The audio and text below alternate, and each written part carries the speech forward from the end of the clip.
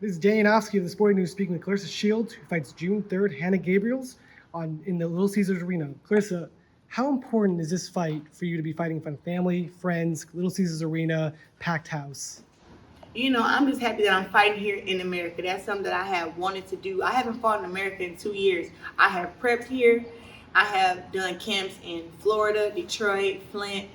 Just haven't been able to get my opponents to come across the pond. So I went across the pond twice, and I've won, and I've become undisputed again. I'm just happy that now my brand is big enough to where Little Caesars Arena will actually accept me as being the boxer to open it up. It definitely makes sense, being a two-time Olympic champion, representing America the way that I've done, that I do, not just in the Olympics, but just in the pros. I fought against Germany, Costa Rica, UK girls from, where else? Germany, Slovenia. I mean, everywhere. I fought against whatever country, whoever that they think is the best, I fought against and I beat them. Now to be fighting in America at Little Caesars Arena, is just 15,000 fans is just my thing. I've always known that women's boxing could be here. I've known that it was going to take some time. I'm just happy that it's happening now. Now, the last time you fought Hanna was about 5 years ago. What have you seen from her that's different as you head into this matchup with her? I just seen her confidence. I see that now she's a lot bigger. She's fighting at heavyweight. I see that she said something about, some fire inside of her. I guess me being so great has angered her. So she's mad about that. I don't know.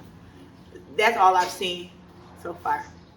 And you were talking about the weight. Would you consider, after this fight, you've already accomplished more than one weight class, would you do more, say, go move up in weight again, or no?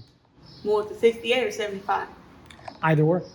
So I've already been champion at 68, and the reason I moved from 68 was because I couldn't become undisputed. The girls who had the belts at 168 would not fight me. I had 2 belts there, and we did everything we could to get fights with those girls, and they wouldn't fight me, so we went down to 160. I became undisputed champion there. Then 160 got bland, and they were saying that, all the girls who were skillful were at 47 and 54. So I went to 54, beat all those girls, became undisputed at 54. 175 is the heavyweight division for the women. That's probably, Hanna Gabriels said it to you, that's probably one of the easiest weight classes to become a world champion in boxing. In women's division, the heavyweight division, for sure. So congrats on being the world champion there, but that don't mean now. We're going to talk about other weight classes that I can go to, maybe 147.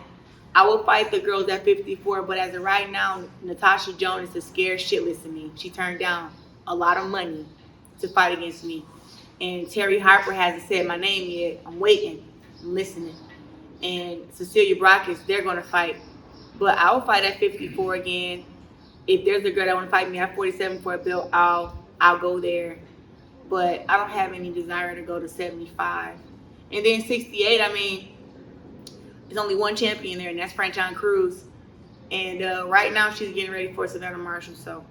But I already conquered that weight, so I will still be a 3-weight division world champion. So it had to be either 47 or the easiest weight class, 175. Now, speaking of Franchon, you recently trained with her in this boxing gym, if I recall. Now, she's facing Marshall. What did you guys learn from each other, training off of one another, and how do you think she's going to do in that fight? Me and Franchon, sometimes we always link up to train together. No competition between us. Yeah, we know what we know. We know that one day we'll have to fight against each other again. But that doesn't bother us. We both are ready for the challenge. When we sparred, it was more of me giving her the game.